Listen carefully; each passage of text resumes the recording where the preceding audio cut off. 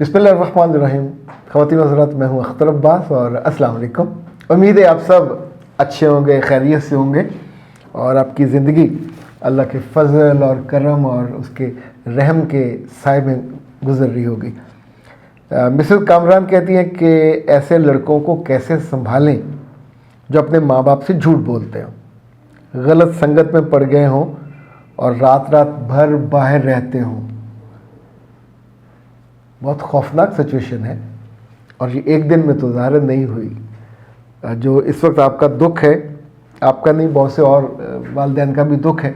इससे पहले कि आपको मैं इसका कोई जवाब दूँ, ज़रा ये विंडो में एक गीत है, इसको सुनिए।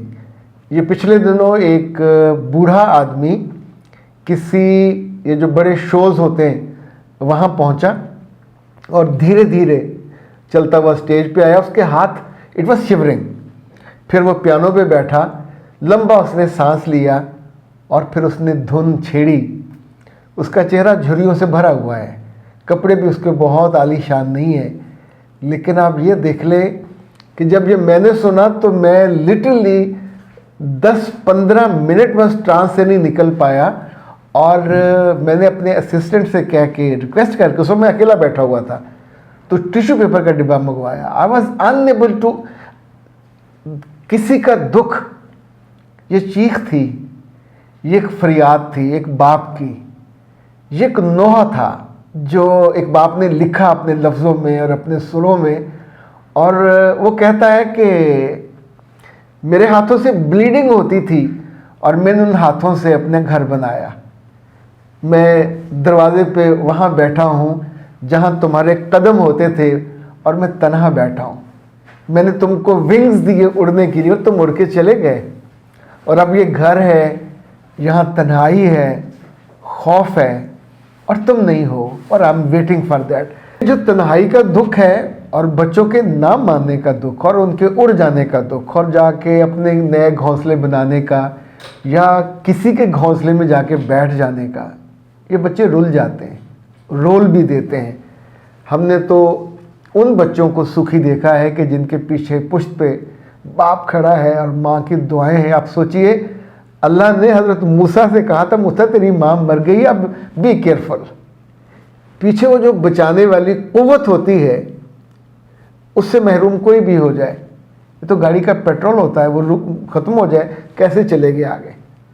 पर इसमें अगर मैं ठंडे दिल से आपको कहूँ कि आपके बेटे का कसूर नहीं है, ये कसूर उसी घर के लोगों का है जिसमें वो पैदा हुआ। जब ये पैदा हुआ तो ही वॉज 110% डिपेंडेंट।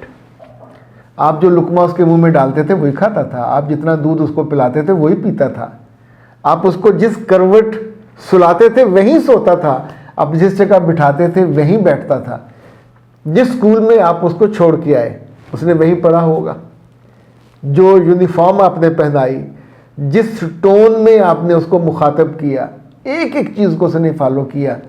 बीच में कुछ चीज़ मिस है। जिन लड़कों के पास बच्चे या बच्चियां जाने लग जाते हैं, वहाँ ऐसा क्या होता है कि वो माँ और बाप की सो कॉल्ड, देखिए अगर मोहब्बत हो जेन्युइन तो बच्चा कभी आपसे, मेरे पास तो हर दूसरे दिन जो ढेर शिकायतों को होता है कि ये बच्चा शादी के बाद भी अपनी माँ की सुनता है, अपने बाप की सुनता है। सास ससुर मजबूत कब होते हैं? जब बेटा जुड़ा हुआ हो। तो इस केस में कहीं तो आपसे कुताही हुई है, कहीं तो आपसे ख़ता हुई है। आपके मियाँ पैसे कमाते रहे, नौकरी करते रहे या बिज़नेस करते रहे, और इस बीच में बच्चा उनकी मोहब्बत के साए के बिना बड़ा होता रहा। बाप, अभी देखें हम सब बड़े हो गए पर हमें मीठा तो अब भी चाहिए होता, मिठास चाहिए होती। खाना स्वीट के बिना मुकम्मल नहीं समझा जाता। एक बच्चा या बच्ची जिसकी ग्रोथ हो रही होती है, उसकी ज़िंदगी लफ्ज़ों से, जज्बों से, सेंटीमेंट से, कानों से सुनी आवाज़ों और उनमें भरी मिठास से बनती है।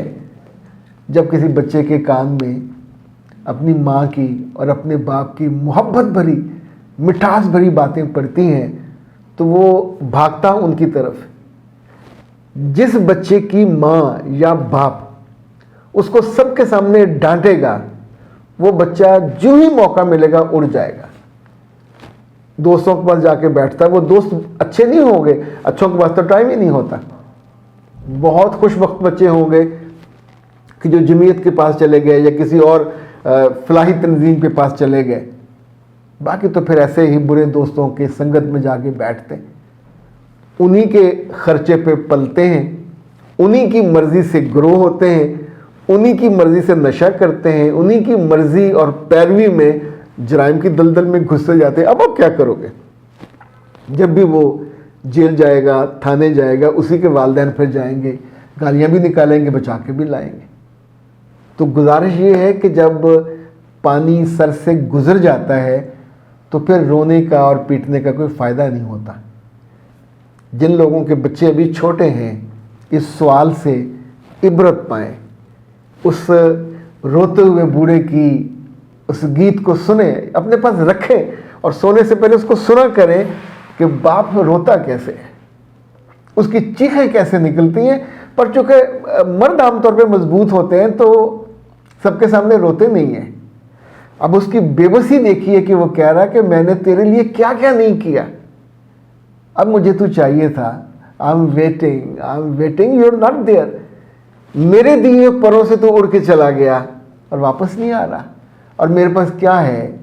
उदासी, तन्हाई, डर, खौफ, और मैं अकेला हूँ, और मेरे दरवाजे पे जहाँ तेरे कदमों के निशान थे मैं वहाँ बैठा हुआ हूँ और तेरा इंतज़ार कर रहा हूँ। तो ए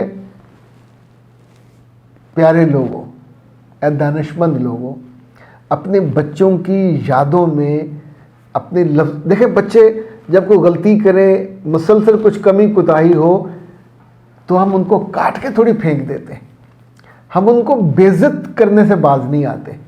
जब बच्चों की जितनी ज़्यादा बेइज्जती करोगे, जितनी ज़्यादा शिकायतें करोगे, जितने ज़्यादा लोगों को इन्वॉल्व करोगे, बच्चा उतना ही जल्दी आपसे बागी होगा और फिर आपके दिल को और आपकी रूह को ज़ख्म दे के, खाली करके वहाँ से जाए। ऐसे बच्चे वापस नहीं आते, कभी वापस नहीं आते।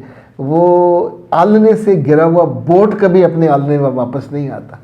फिर स्वाय आपको दुआएं करने के, स्वाय अपने आंसू और नीर बहाने के, कुछ बाकी बचता नहीं है। दुआ करते रहिए, शायद अल्लाह किसी वक्त आए, उसको धचका इतना बड़ा लगे कि वो पलट आए, वरना आपको उससे पहले रुकना चाहिए था। अब उसको क्लियर करें कि मेरे बच्चे तू चूँकि बाज नहीं आ रहा, हमारी मानता नहीं है, तो अब एक ऑप्शन है कि अगर हमारे साथ रहना है तो फिर मानो, नहीं रहना तुम्हारी ज़िंदगी है, फिर हम तुम्हारे ज़िम्मेदार नहीं हैं। फिर तुम जिनके पास दिन गुजारते हो, रात भी उनके पास गुजारो, वहीं कमाओ, खाओ, अपनी ज़िंदगी आगे चलाओ, हमसे फिर ताल्लुक़ ना रखो। ये एक एक्सट्रीम है। दूसरी एक्सट्रीम ये होती है कि फिर आंखें बंद कर लें और वो जो कुछ करता रहेगा उसका फल सारा आपको कड़वा कुसैला वो आपको खाना पड़ेगा और वो आपसे खाया नहीं जाएगा। अख्तर अब्बास को दीजिए इजाज़त। अस्सलाम वालेकुम।